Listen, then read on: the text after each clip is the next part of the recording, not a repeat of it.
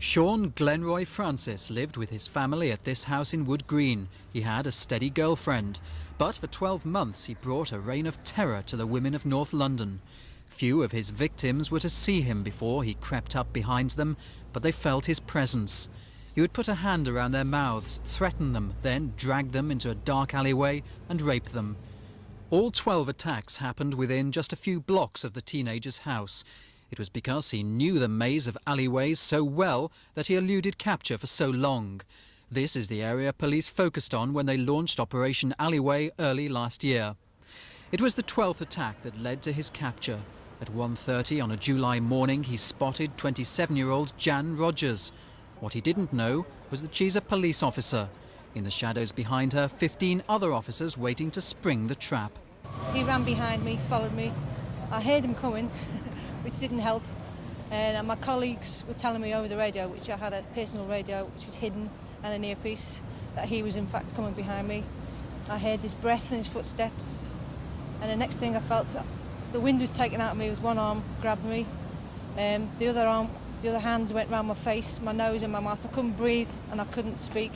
So I gave the attack signal, which was rapid clicking on a hand piece that I had for the radio. I then lost contact with my colleagues because my earpiece was knocked out in the struggle. He dragged me off across the road. Next thing I know, I was struggling with him on the floor.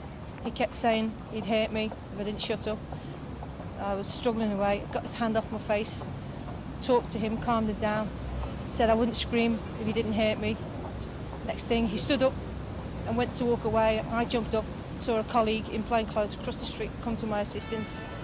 He started to run, I jumped on him, he knocked me off, started to run back towards the main road. I managed to pull his jumper or his cardigan, and in the end he was so strong, he ran away. I just had to trip him up, and then with the assistance of PC Reese, PC Lovell and other SPG officers, managed to detain him and arrest him. How strong was he? Very strong.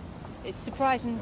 I mean, I'm quite big and strong, but he winded me, he lifted me up like a rag doll, took me where he wanted to take me.